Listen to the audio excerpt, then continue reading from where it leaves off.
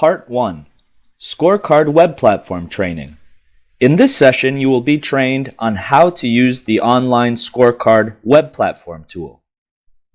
In this session, we will cover how to log into the web platform, the structure of a scorecard, the 3 dimensions of each cell, how to access indicator information, including color thresholds, how to sort data values to quickly find underperforming locations, and how to drill down to see the performance of lower levels.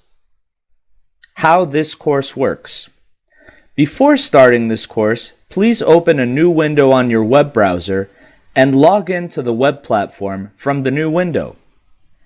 You will be navigating back and forth between the video and the Scorecard web platform, so it is important to keep both windows open. When you see this slide on your screen, pause the video and go to the Scorecard web platform to repeat what you have learned. Then return to the video and click play when you are ready to continue. You will be navigating back and forth between the training video and the Scorecard web platform. How to log into the Scorecard web platform. If you have an account to the web platform, you can access the real site by going to www.malariascorecard.org or www.rmncah.org. From there, you will have to enter your personal username and password. If you do not have an account to the real site, you can use the demo site for training purposes. To go to the site, use new.demoscorecard.org. You can use the username user1 with a space between user and the number 1, and the password is 123456. To open a new window on your web browser, click on the plus sign located on the top next to the tab of the open window, like this. From here, you can write the URL of the page you would like to visit. In this example, I am using the demo scorecard page for training purposes. From the login screen, type your username in the first field, your password in the second field, and select the web platform that you would like to access. Then click Submit to enter. There are 2 other important buttons on this login screen. If you have a question or require support with the web platform, click on Contact Administrator to send an email directly to the web platform administrator. If you have forgotten your password, you can click on the Forgot Password link, write your email or username, then click Send Email. Check your email and click on the Reset Password link to reset your password. You will have to write your new password 2 times, then click on Reset Password to confirm. If you haven't done so already, pause this video now and log into the Scorecard web platform from a new window. Once you are done logging in, return to this video and click play again. We will now begin this course starting with the structure of a scorecard. Let's take a look. After logging into the system, you will enter the main scorecard page. You will notice there are 2 sides to the scorecard. On the top, you have national level indicators, and on the bottom, there are sub-national level indicators.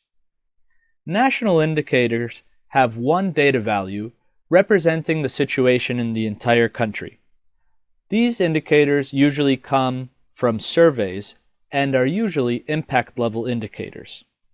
This means that the frequency of collection is every 2 to 5 years depending on the survey, and the scorecard data value will not change very frequently.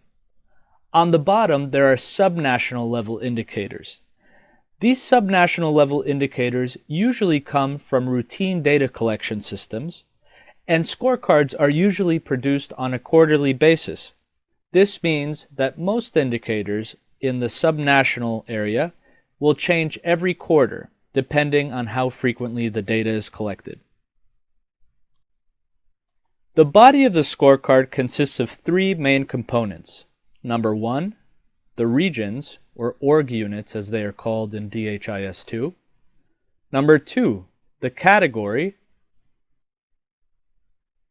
And number three, indicators. Categories are groups of similar indicators. For example, in the child health category, there are two indicators, measles coverage for children under 1 and Penta 3 coverage. We will now take a look at the three dimensions of each cell and how to access indicator information, including color thresholds. Let's take a look at the interior of a scorecard. Each cell has three main components: a data value, a color, and sometimes an arrow.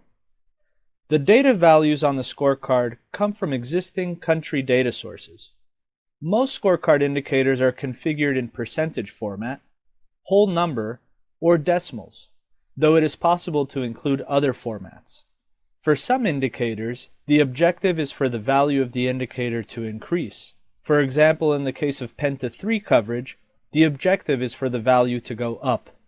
For other indicators, such as malaria incidence, a lower number is the objective. The color of an indicator shows how well it is performing relative to the targets set by the country, or the color thresholds. If a cell is showing red, this means the associated region is not meeting the target. If it is green, it has met the target, and if yellow, some more progress is needed to achieve the target. In addition, a gray cell means the indicator is not applicable to that region or district, while a white cell means there is no data available. The legend on the top right provides guidance on what the color means.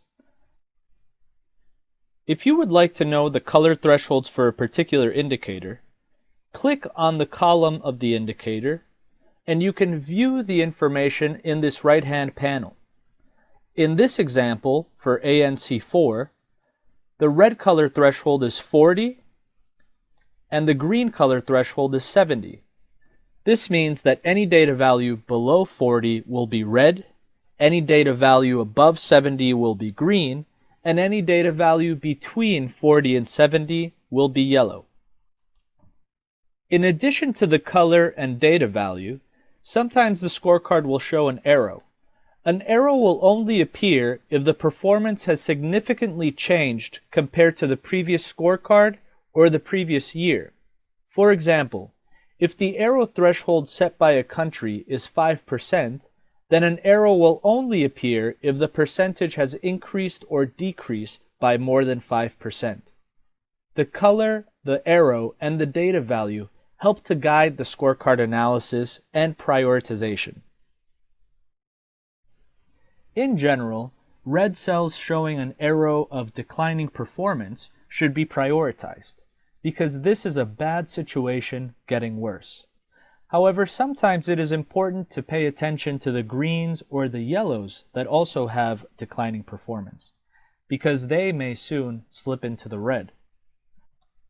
It is also helpful to know where the good performers are to see if there are any lessons learned that can be applied to the underperforming region or district. We will now learn how to sort data values to quickly find the underperforming locations.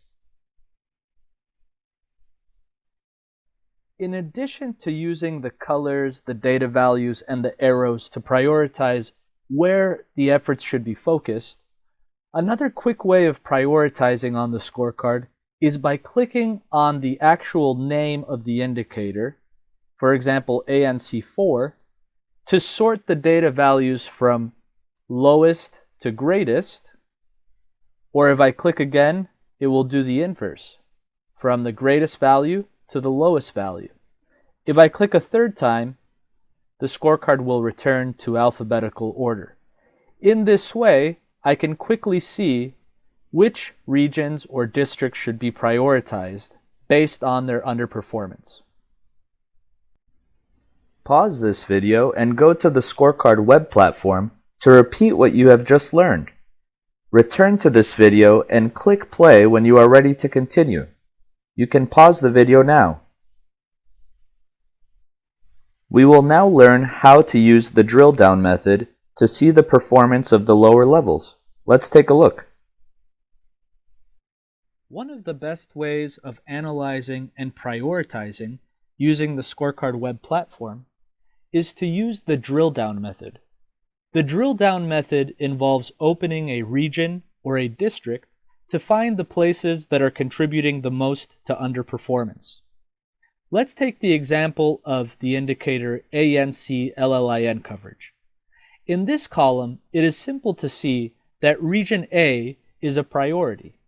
It is at 16%, it is red, and it has a down arrow, while the other regions are in yellow or in green. But we don't have to stop there. It is possible to drill down into region A to see which districts are contributing the most to the underperformance. To do this, you must click on the arrow next to the name of the region. Once you click, it will display the districts within region A. In this example, we can see that District 1 is at 15% and it is red, while District 2 is at 70% and it is green. Therefore, we know that it is District 1 that we must prioritize. But we don't have to stop there. We can drill down even further by clicking on the arrow next to District 1 to see the health facility performance. And we can see there are some clear reds here and here that will require attention. And so this is where the interventions and the actions should take place. If I wanted to, I can also use the sorting method by clicking on the name of the indicator to quickly sort the order from the lowest value to the highest value. The efforts should be concentrated on the health facilities that are contributing the most to the underperformance. Pause this video and go to the Scorecard web platform to repeat what you have just learned. Return to this video and click play when you are ready to continue. You can pause the video now. This now concludes part 1 of the Scorecard web platform training.